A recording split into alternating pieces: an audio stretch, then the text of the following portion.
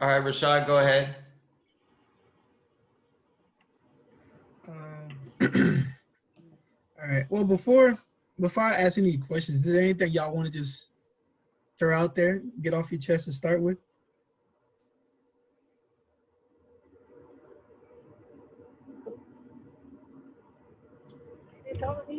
I mean, Okay. Dr. Bollinger and I had a long talk about this yesterday, and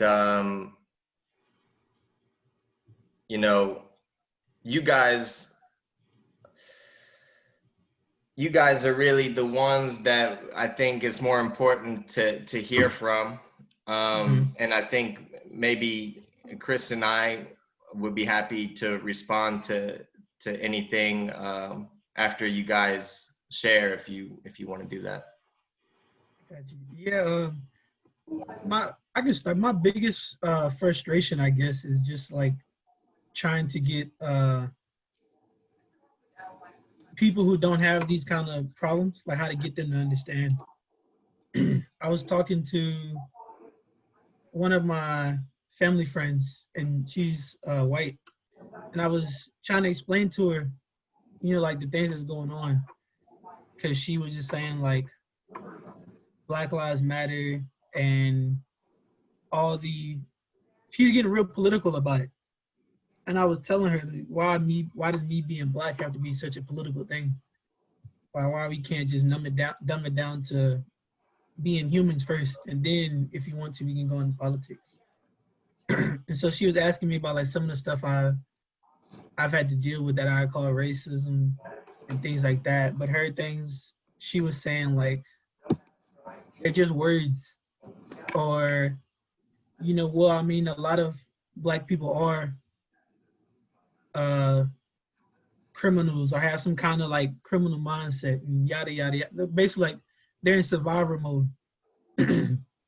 So you expect me to treat can't expect police to not kill black people killing black people. Like all around all that, which is everything I was saying was going back to like, okay, well, y'all don't even care. Basically, she was saying y'all don't even care about yourselves, so why should y'all expect others to care about you? So I was just having like a fight trying to get her to understand where I was coming from, or like the things I was trying to tell her.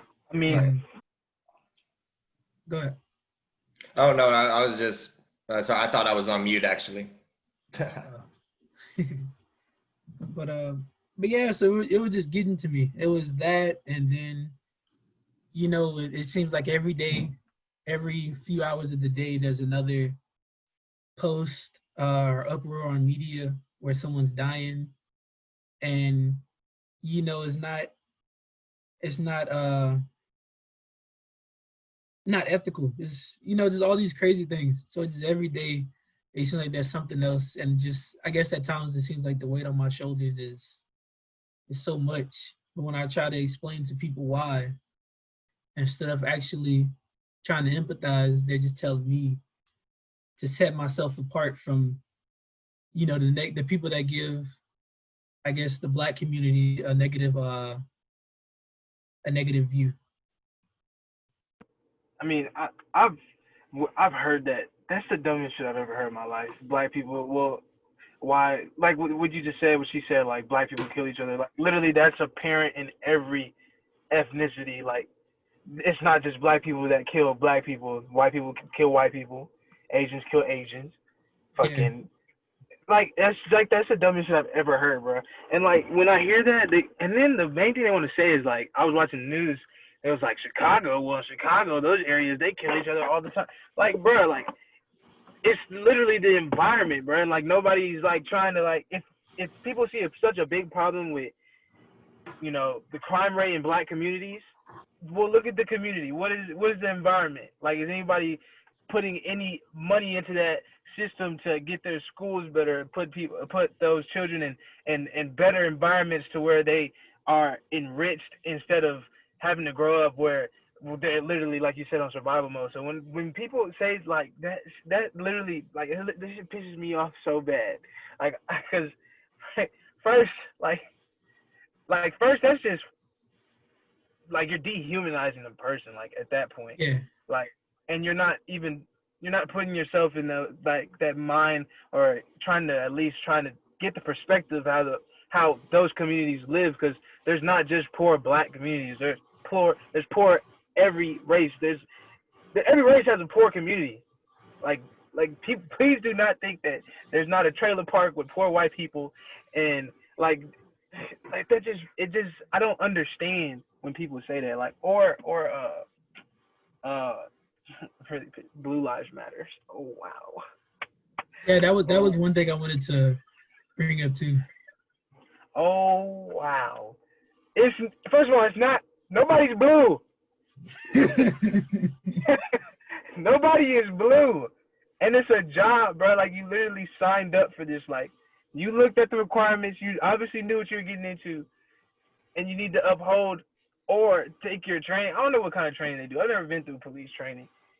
But just the fact that you're combating Black Lives Matter with Blue Lives Matters, and then you're coming out with a flag with a blue stripe and a red stripe.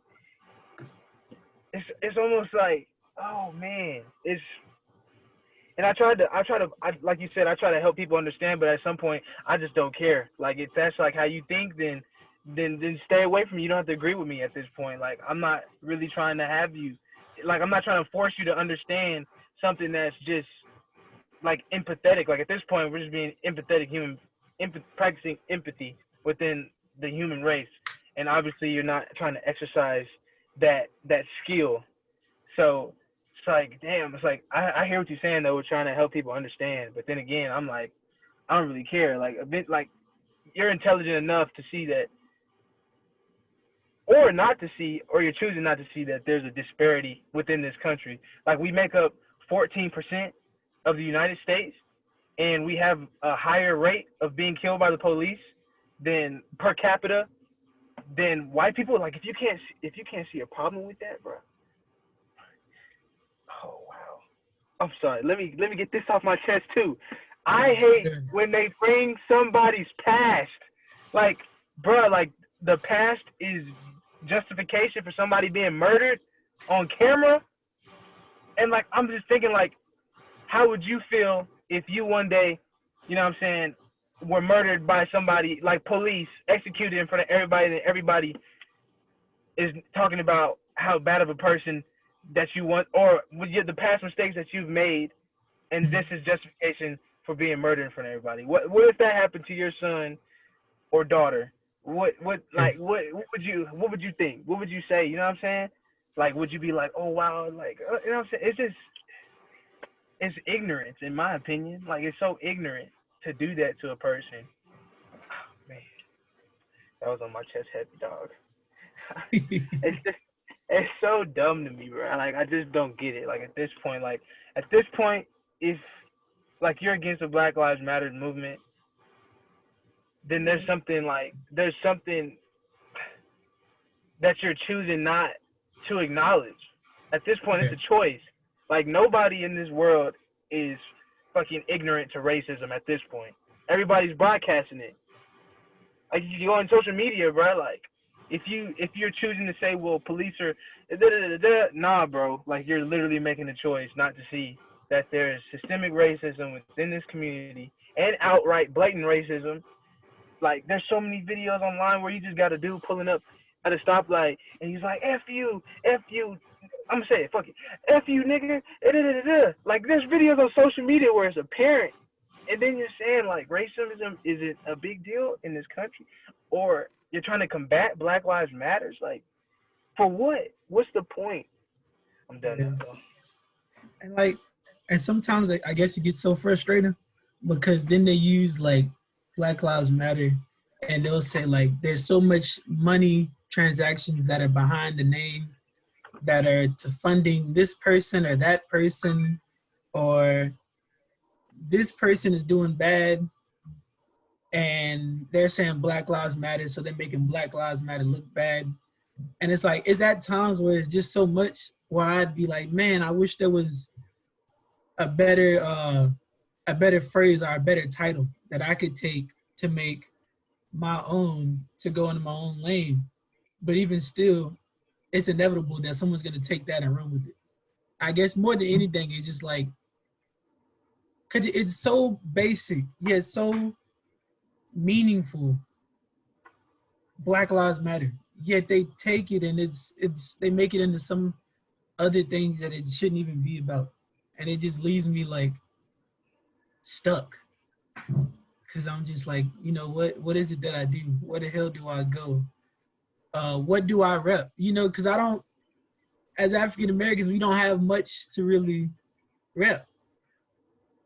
You know, not all of us, but some of us, we don't really come from much culture. So it sounds like I don't have nothing to rep. I can't, sometimes I want to say it, don't want to say Black Lives Matter because there's so much stuff with it. So I'm just sitting there, just like a damn free agent. Yeah. I'm gonna say yeah, that like I'm gonna July. say it, but it's just sometimes, you know, people play with titles and then you feel me? Yeah, I understand what You you're just saying. don't know where to go. I mean, but shit, at this point, bro, I'm like, Black Lives Matters. I don't care what you think about because I know what I'm saying and how I mean it. I Yeah, mean, Black lives should be equal to that of those who are in privilege and should be treated as equals, written in documents. You know what I'm saying? Like at this point, like if you feel some type of way about me or my counterpart saying Black Lives Matters, then that's like a personal problem. I don't know what to tell you at this point. Like I don't know what to say. Like if that really triggers you, bro. Like if you can say all lives matters, but Black Lives Matters triggers you, what? Make it make sense. I'm confused. But yeah, I hear what you're saying though. I feel it. But yeah. me, I just don't care. I don't care. I'm gonna say it. I don't care how you feel about it. Yeah, like of course I reflected. Now it's like, bruh, like at the end of the day, you black. So like, what is he doing?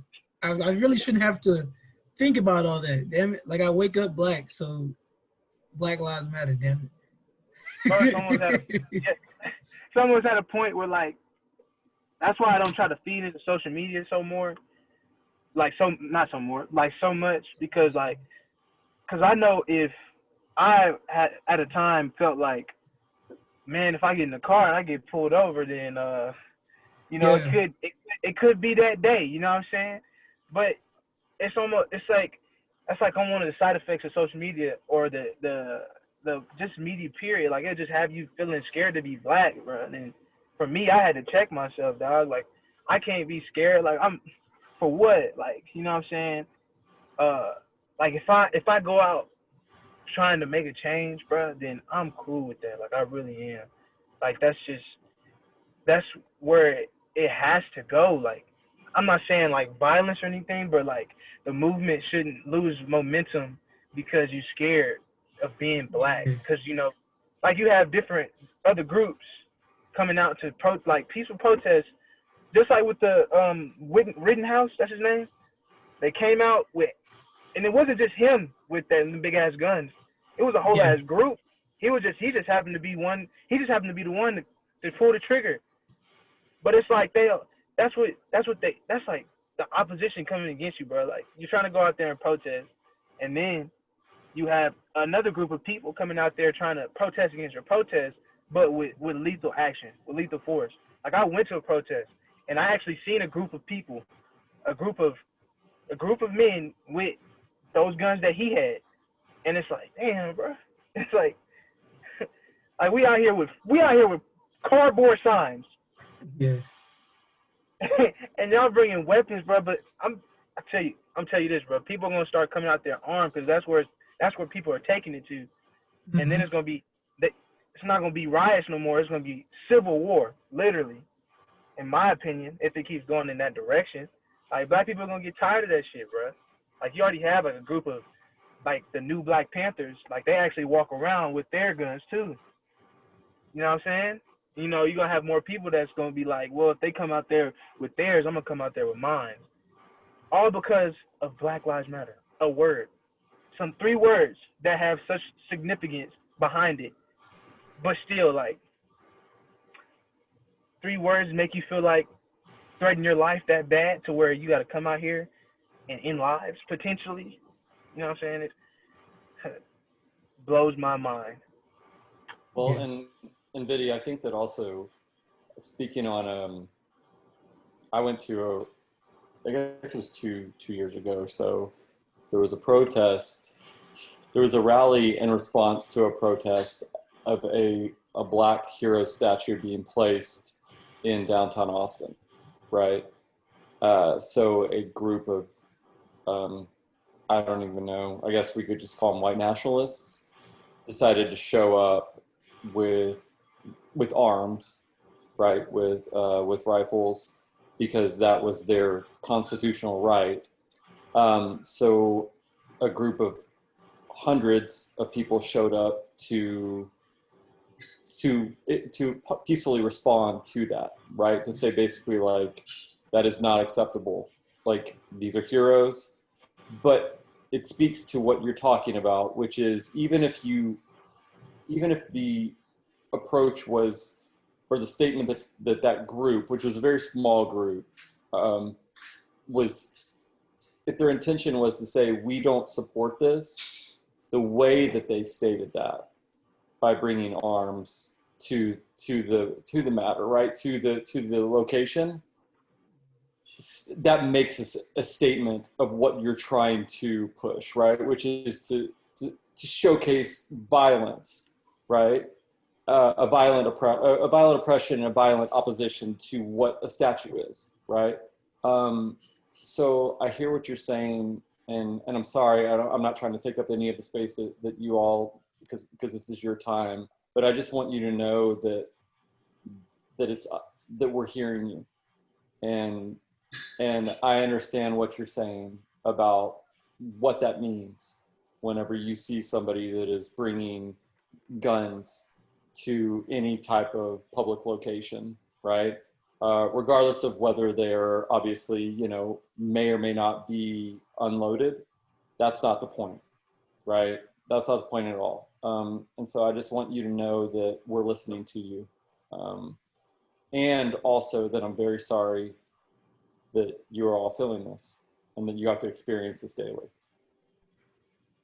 Sure, and I appreciate that. Acknowledgement is almost like, acknowledgement first is like a step for me. Like that, it's almost a step in every. So if you think about in like an AA program, like the first step is acknowledging that you have a problem. That's literally the first step. I'm acknowledging that I have an addiction.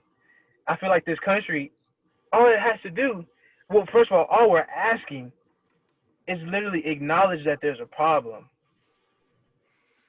That's all. Like first step. That's a small one too. Acknowledge that there is a problem, and then we're not move on from the problem, but we can now work towards finding a solution for the United States of America.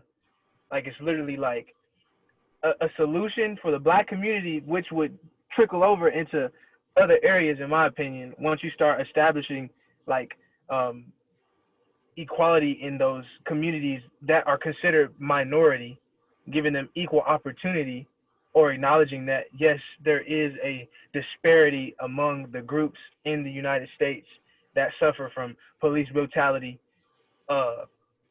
impoverished areas, school systems that are failing them. Like acknowledge it. Like literally, that's the first step. You know what I'm saying? And I feel like it's so hard for people in places of power just to acknowledge. They always want to just be like, well, they just kind of want to brush over the problem, in my opinion.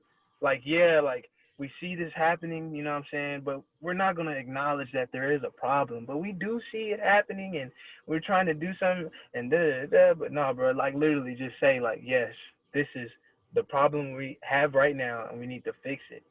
Like, bro, literally. So when the Kenosha, what is it, the sheriff? That's his title, I'm assuming? I think it was a sheriff.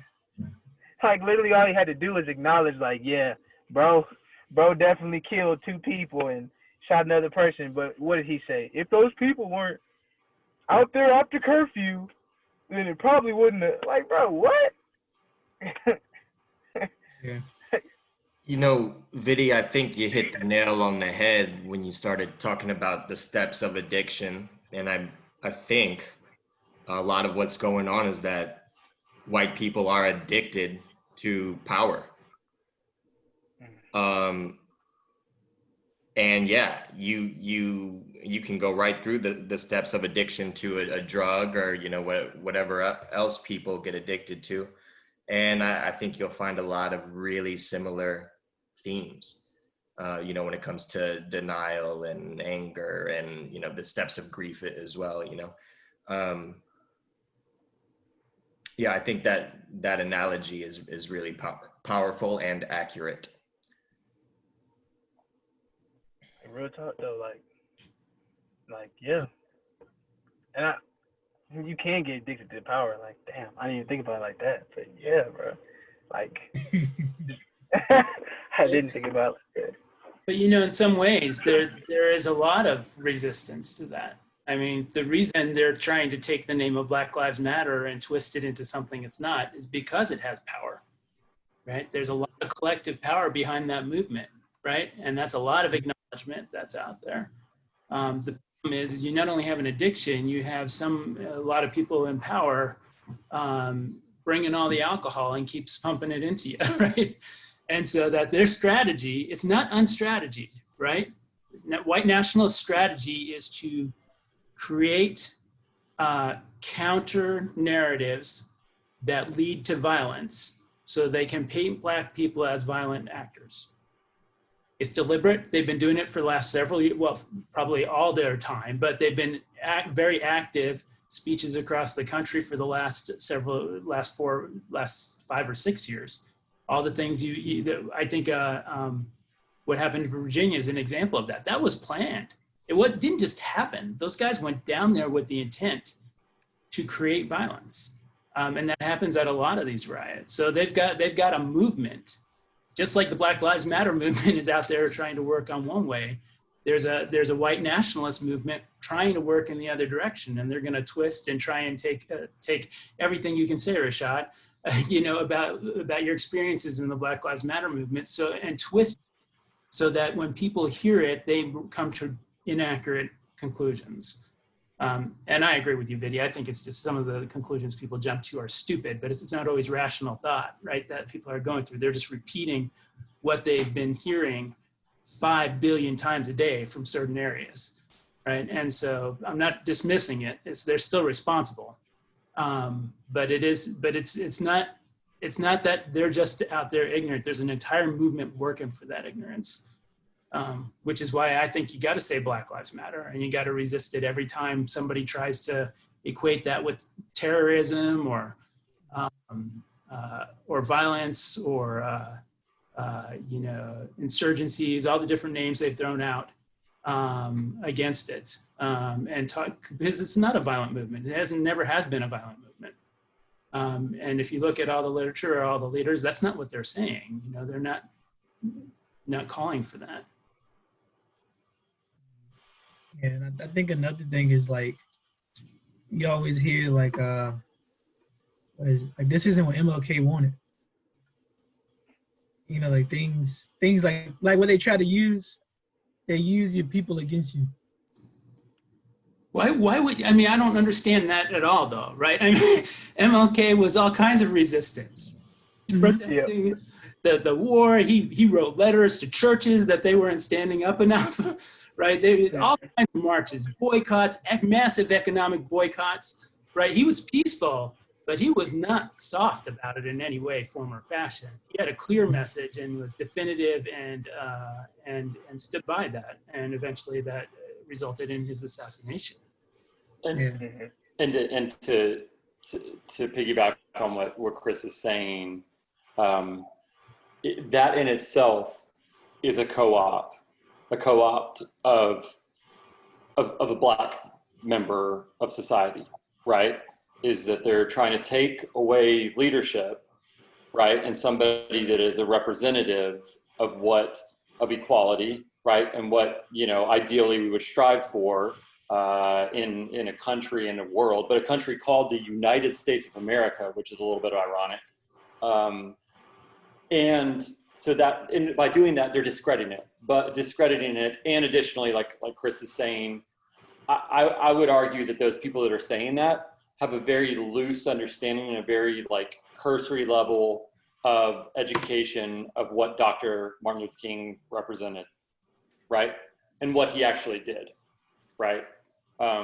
So I understand that it's hard not to, yes, of course you're discouraged by that, right? I have a talk today with a close family member, exact conversation, right?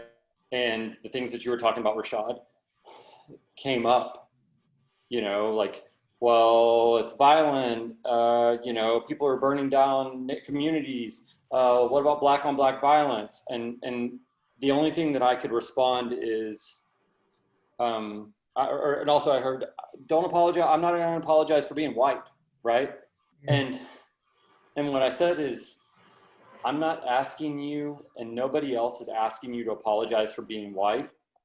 All that we're asking for you is to be empathetic and to maybe understand that we operate under a different set of rules every single day of our lives.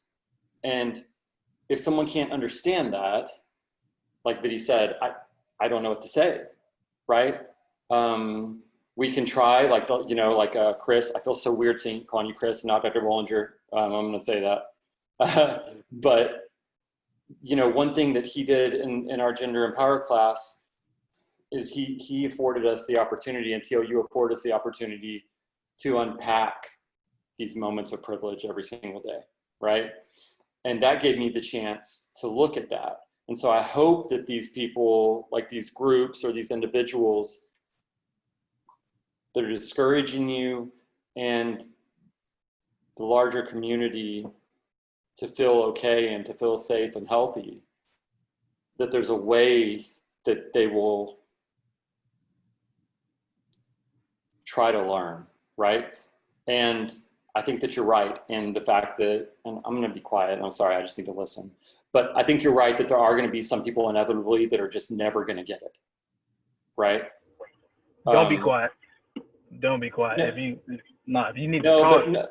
But Viddy, this is for you and Rashad and for Rihanna to get to air out what you're going through, right? Because we're a community, and in a way, it's a family, right? And I'm supposed to be an ally, and my role as an ally is to listen.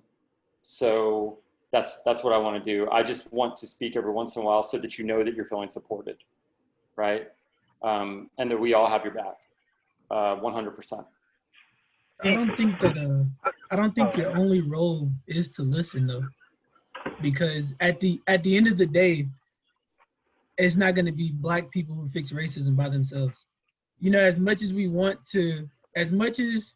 would like for a certain community to fix it all by themselves, it's not going to be that way. So at the end of the day, it's going to take a Black person, a white person, a Hispanic, and et cetera, gay, straight, whatever. It's going to take everybody to end it. So I don't think your only role is to listen. I think we all have roles to empathize and understand each other.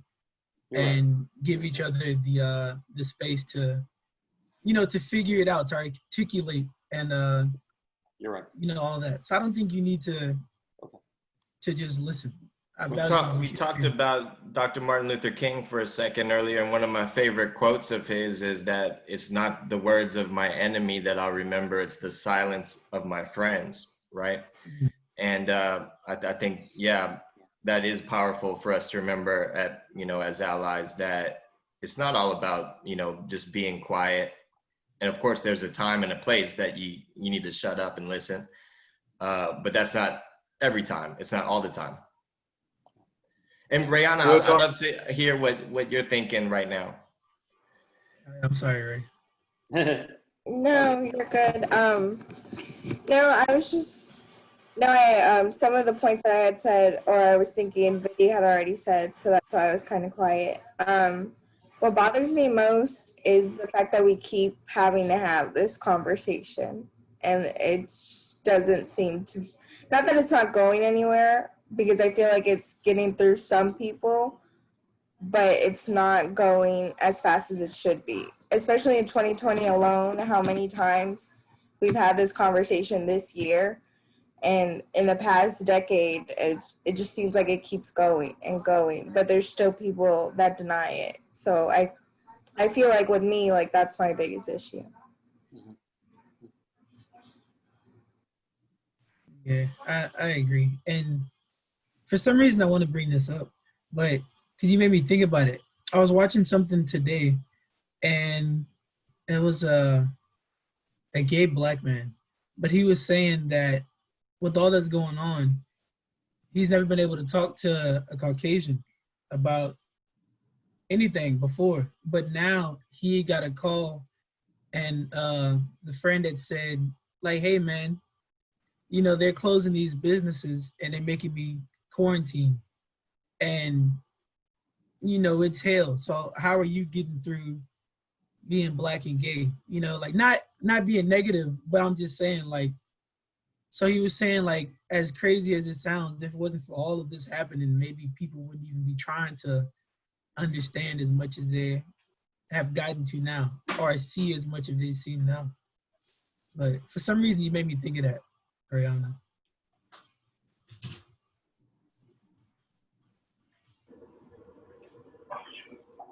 I think that, driving. I'm sorry. Go ahead, video, Chris. I'm sorry. Oh, what was I about to say? Okay. I didn't hear the last part, it kind of cut out. So you said something about being black and gay. What did you say about that? Oh, I was just giving context. The man, he was black and gay.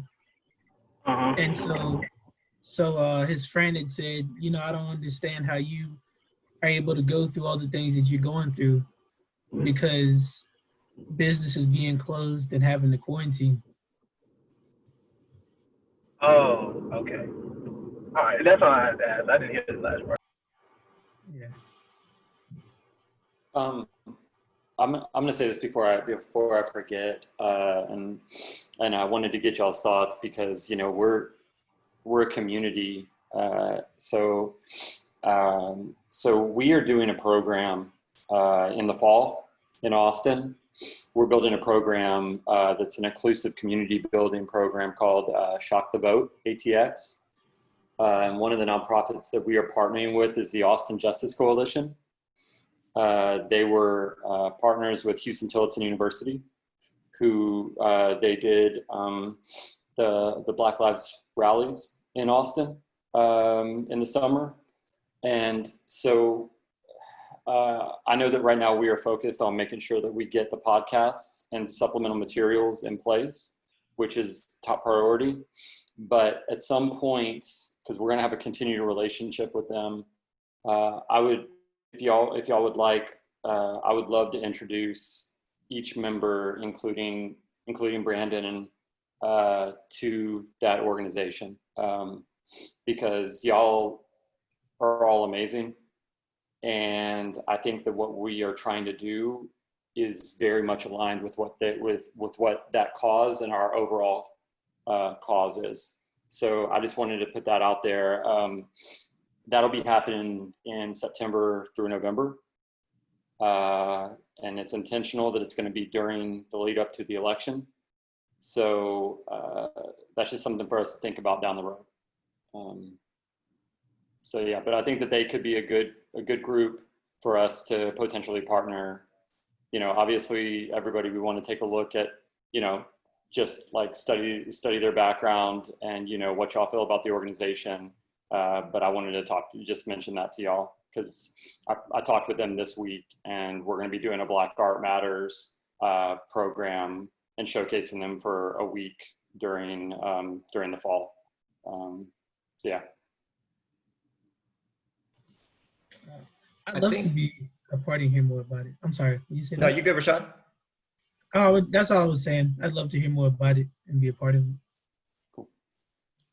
I was just going to say, I think that's a good transition into what a lot of your email was about, Rashad, and it was very much solution based. It's like, so all this stuff is going on. Now, how do we make it better? Yeah.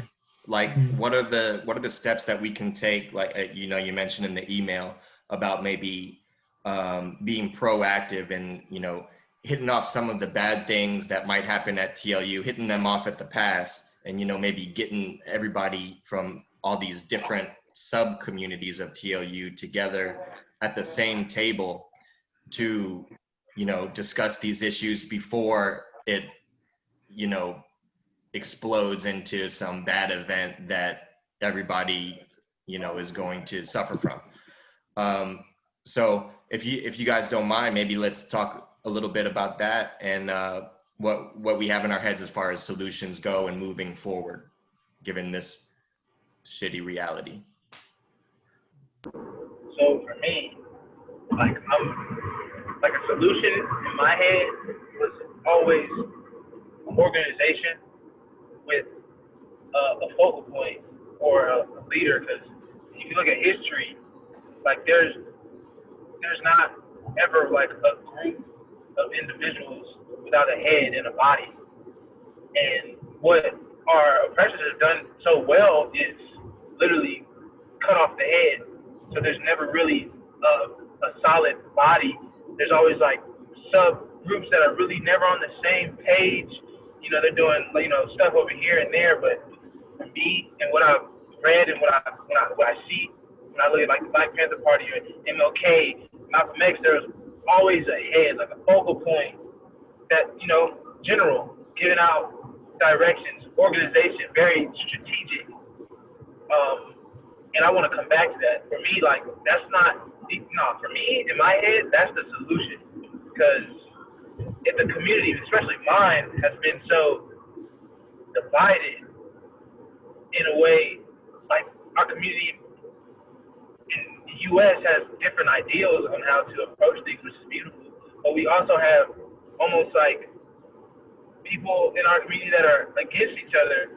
And you can look in the past, like if you do look at like MLK, I'm pretty sure he had people in the community that weren't rocking with him, but the majority, they were on that frequency of, okay, like this is what we need to do. We have somebody that's head of it, and we have different heads within that group, but we have a focal point, an organization. It's for me, that just sounds like the perfect formula for change, in my opinion. Because, you know, you can do a lot of things, but like if you don't have organization and strategy and a focal point where you're like, this is the guy, and if that head's taken off, he's giving down his information to the next guy. Because, you know, we have a lot of guys, but they're never on the same page. Like I was watching this thing, The Summit. You had T.I., Mike, Killer Mike. Killer Mike. I think Candace is on it too. Candace is on there. It was a bunch of leaders, a bunch of heads, but they weren't organized. Like you have all these different people that are pretty much saying they want the same thing, but they're not organized. There's no agreement. There's no organization. There was no strategy. Everybody was doing their own thing based upon what they thought was the right thing to do. But I couldn't help but think that, like, if you had all those people on the panel working for the same common goal and they bring their own ideals into the table and melt that together, like, that's literally like what they did in the past. Like, I'm pretty sure not everybody had the same ideals, but they melted all that together and had a head, and it was functioning until obviously the head was assassinated, you know what I'm saying, and then kind of, you know, dwindled away. And I think they did a good job of that, keeping us divided, you know, just keeping us not formed together to make that ultra transformer. In my, if that's the way I could put it. That's how I think solution wise. So, Vinny, what groups on our campus do you think should try to work together on these issues? MASA, BSU, SGA, sports teams. Like, you get heads from each of those groups on campus and come together and come up with solutions that will benefit for the future. Like, you know, we're all doing our, like, own separate things. Like, even Men of Honor, you know what I'm saying? We all have our different agendas, but if you take a head from each of those groups and have a local head in that main Avengers group, you know what I'm saying? That's, you know what I'm saying? Not everybody's going to agree with everything, but if you have a common goal, you know what I mean? We could go somewhere for real. Yeah. Yeah, and I agree, especially whenever you said the like the passing it down part. I think I heard that part correct. But like passing it down, and like from the like if we're talking about the TOU with like BSU organizations, the athletic department, when we talking about passing it down, that's perfect to where it goes to like I'm not gonna be the president next year. You know, this is my last semester. Or yeah. So there needs to be someone after me to like to get this position and to take it to the next level, just like in every organization. So I think setting the table would be a great thing to do. I don't know. It just seems a lot of times it's hard to get people to come together. Unfortunately. That's why you gotta be persuasive. Yeah. Use No words. doubt. Use some words, bro. And you can look up the leaders of the past. They were good with their words. Like they'll make you. Yeah, of course. You know what I'm saying? And that, and even like with the diversity group, Dr. Bollinger, like even including students into that. You know what I mean? Because y'all have like from what I heard, you know what I mean, 5-year plan. I don't know what that looks like, but for me, like if you want like actual like change, including like different leaders of different social groups, students on campus to help make that plan a reality.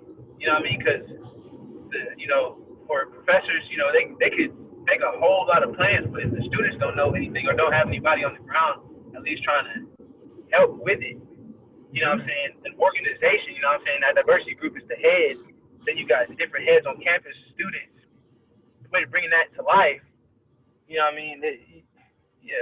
I feel like I'm getting my point across. Yeah.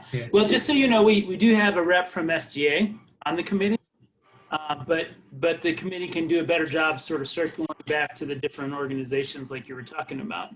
One of the ways that committee put together is it actually is made up of the advisors that work with most of those groups, right? So not all of them. Some of those groups came into being after the committee was created.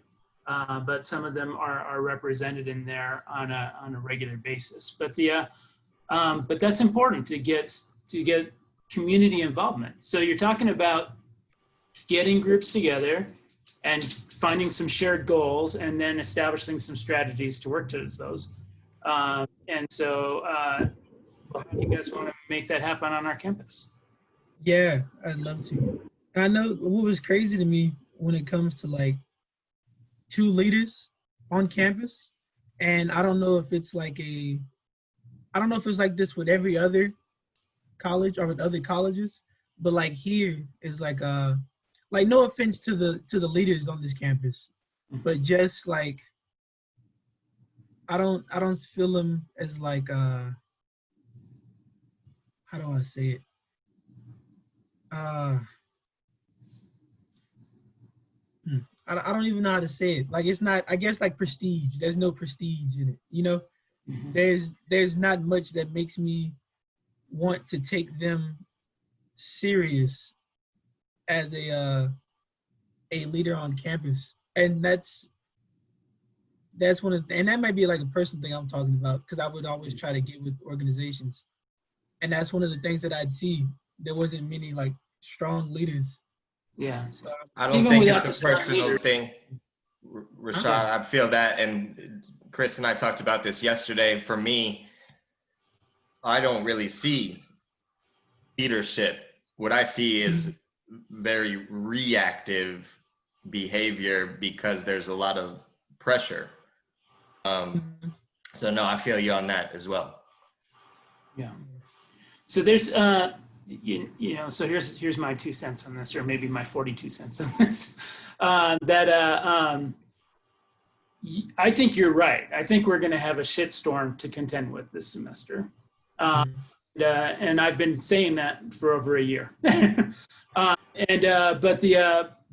got my own narratives to fight too, right? And so, but I can tell you that our job, my job, and kind of your job too, is to figure out how we can get enough collective people behind these ideas so that we have more power when we go to town to address these issues. So when I say we need a vice president of diversity, equity, and inclusion on our campus, that's not really an option anymore. I need to know that I've got 52 other people who are on board with that too, who are going to apply pressure. Because when they raise that, they are going to get counter pressure. Mhm. We don't have enough money for that. Costs too much to get Black people to come here, right? I mean, all these different narratives that you've heard before, right? And you'll, right? But you got to fight them, right? And so if your big issues are, I want to bring more staff to campus, or I want to bring this kind of programming to campus, you've got to get enough other people. And then we're going to get a vice president of diversity, equity, and inclusion. But we're going to get it because 3 or 4 years ago, when some of this stuff started happening, it's been happening forever, but more profoundly and more recognizable to more of the community, we had more people.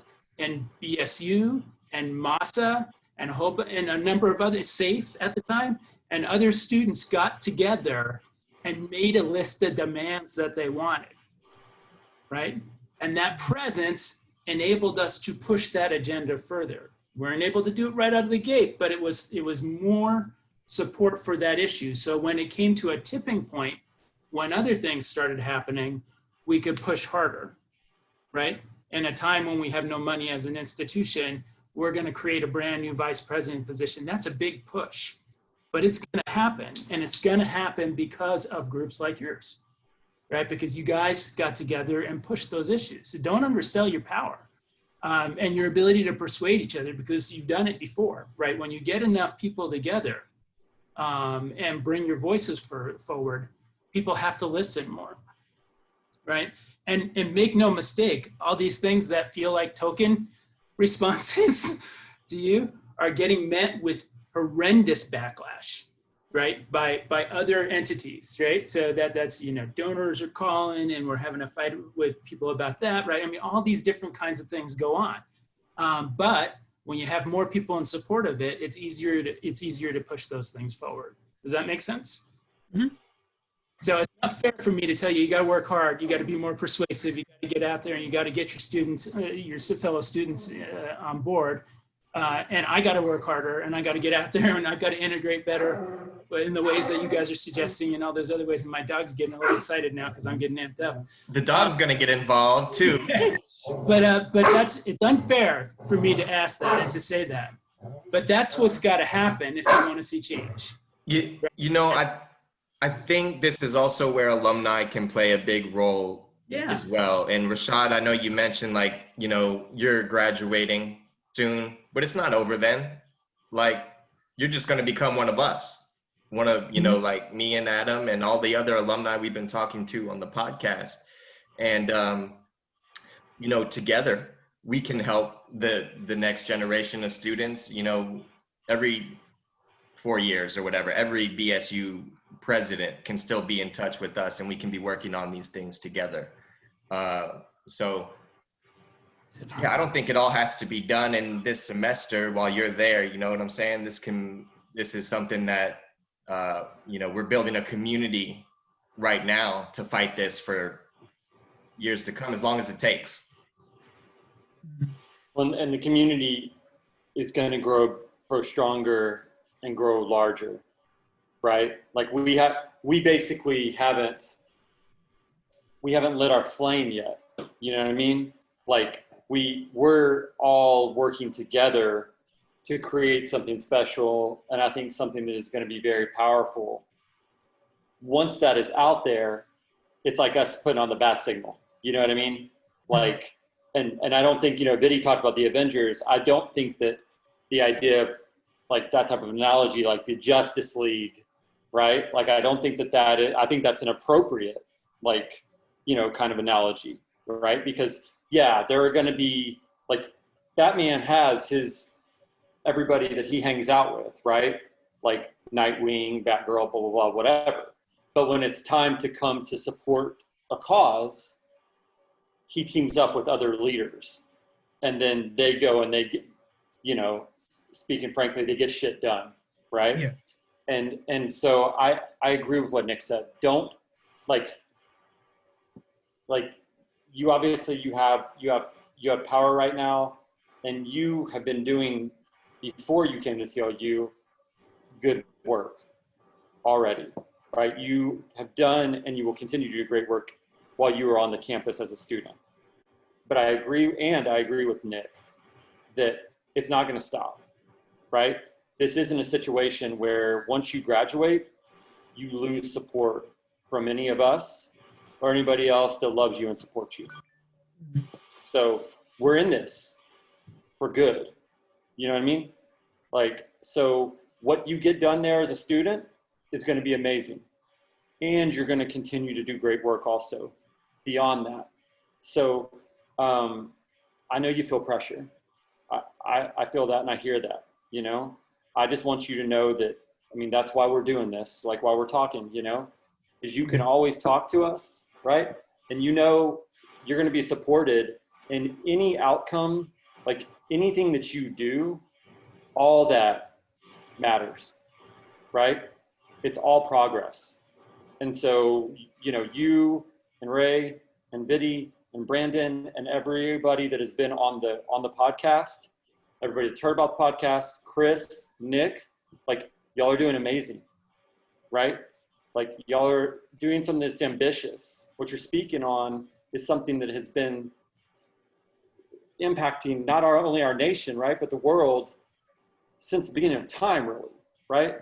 So I know it's overwhelming, and I know I can't relate to it, right? I know that, right? I can't truly understand it.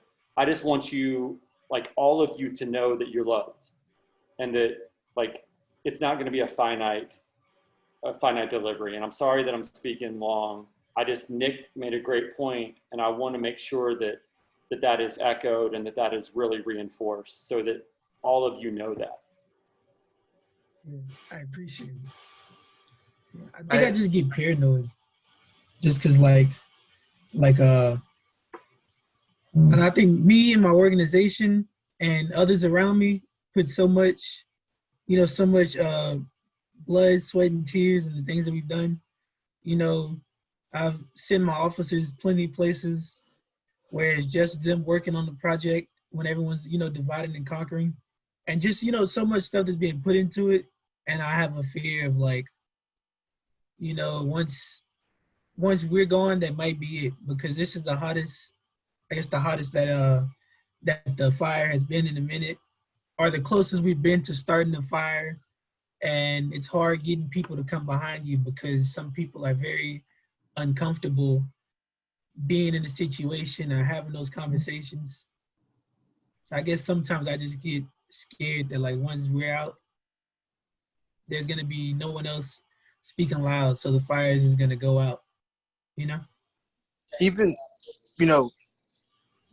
even if you do leave, when we do inevitably leave, yeah, you always come back. You feel me? You know what I'm saying? Your reach and your touch don't ever stop once you leave. You know what I mean?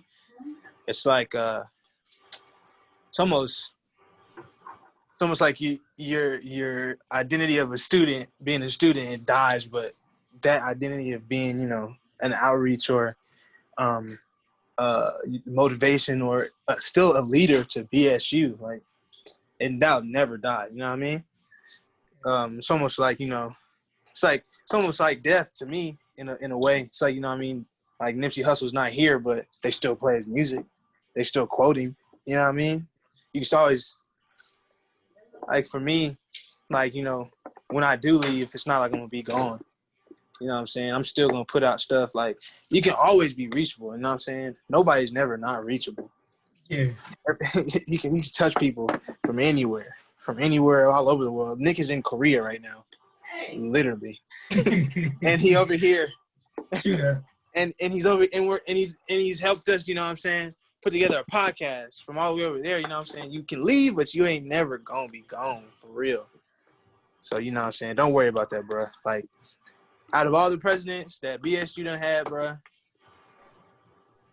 that I've known, you for real, I remember when the meetings didn't have nobody in them, and then I came in last semester, bro, and I'm like, damn, I don't even know. I haven't seen these faces in a while, bro. And that's you and your staff.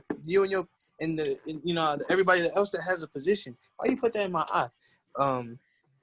Like, bro, like stuff like that ain't never gonna die, bro. Like real talk, bro. Like going from like 5 when Jacayla was there, and then you coming in, and I walk in, and it's like 30, 35, 25 people in there. I'm like, damn, bro, okay, Rashad, you know what I'm saying? I see you.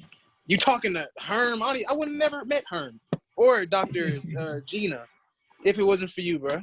So your touch, bro, is never, you know what I'm saying? Your touch gonna last forever, bro. Real talk. That's for everybody on here. Real shit. Vidi, did you just walk into a Korean singing room?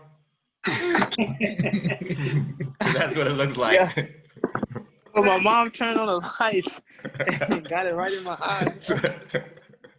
Chris, I thought you were about to start singing some karaoke for us. I don't know. I want to wrap back around for just a second, just to point out, you are already forming the coalition you want. You already have connected with all of those entities. In less than a month, you could have those organizations together and have an identified set of plans that you want to accomplish. I mean, you guys are really underselling your influence. The president of the college invites you to come in and watch podcasts, right? I mean, that's nobody gets that, right? I don't get invited to come in and watch people podcasting, right? I make an appointment, and it's, you know, a month down the road, I get to go in and see the president, right? So they know your names, right? All three of you. These guys asked me, well, who might be interested in being involved? And I talked to a couple other people, and the same set of names came up all over the place. You guys already have these connections, right? And so you're leaders, you're already doing all the hard work, right? But you've got it already there. And so if you want to build a little coalition that turns into a big giant coalition, you've got it in place. I don't think it would be a hard stretch for you to do that persuasion. I know that feels like it would be a lot, but I think you could get exactly what you want, a set of goals that's embraced by multiple groups on campus, and then you could decide on who's gonna vocally express that, and then you can make strategies for how you're gonna persuade people on those issues, and what fights you're gonna fight and which ones you're not gonna worry about, right? Because you have to do that, because you're gonna get a lot of fights. You got to figure out which ones are not worth your time, right? And so, but I'm so excited for you, right? And I'm so proud of the things that you've been doing and what you're able to do. You got alumni talking about you guys. They were saying, these people that we've talked to, they're not the ones we have to worry about. They'd be okay wherever they are and whatever they do. And they're right. You know, you guys are leaders. You know what you're doing. You know how to bring about change. You're young, so you haven't yet realized all the power you have, but it's there, right? And you can use that, and we're here to help you and do that in any way you can. But I know you're a little scared. I know you're worried about what happens when you transition. All that stuff will survive. But if you want to build coalition, you can do that, and you can have strategies, and you can make that work. I don't know any other students who would be more capable of making that, or even faculty or staff or anybody else more capable of making that happen. And you're not alone. That's what we always want you to know, is that you're not alone. And I think you know that now. You got all these alumni from all over the place, all over the country that are in your corner, right? And some of them are, you know, like some board members have made arguments in support of some of these things, right? So some people are talking to other people, and that has an impact. Yeah. I'm gonna shut up now.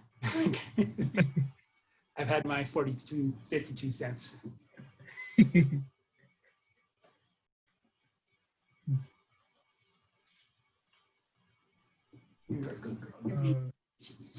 I really don't have nothing else. More than anything, I wanted to end with the coming together thing.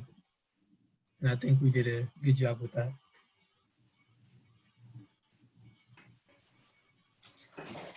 Ray, do you have anything that you want to get off your chest, or that you want us to listen to, or you think? I think we pretty much covered my thoughts. They were kind of like brought up by obviously the other people that I agree with. So yeah. Vidi, Vidi, any would you final like thoughts?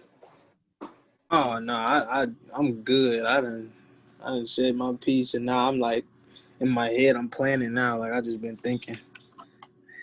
Do you have your karaoke song queued up? Are we ready to do this?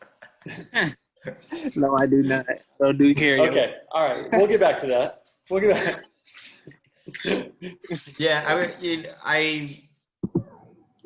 Chris and I talked yesterday about this, and one of the things we spoke about was like just, you know, what emotions you feel when you're talking about this kind of stuff. And I think the most important one is motivation, right? And that's something that I see from everybody here today. It's like, you know, yeah, you're angry, yeah, you're sad, obviously, but the motivation one is the one that gets things done. And I think we've all got that in spades. And so I'm really hopeful about the future.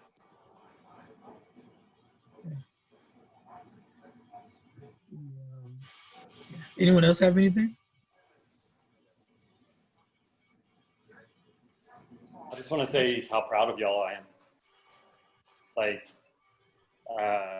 in a short amount of time, you, Ray, Biddy, Brandon have just done outstanding work. And it really is. And I'm confident. I don't want to often do this, but I'm confident that I can speak for Nick and Chris in saying that we feel privileged and that y'all, you're inspiring, you're leaders, and you are just all wonderful human beings. And so, like Chris said, and like Nick said before, if there's anything that y'all walk away with tonight, is know that you're not alone, that you're loved, and that you have power, right? You need, in addition, like materials or anything to put you, like to help elevate you, to have those additional conversations, our community will help you.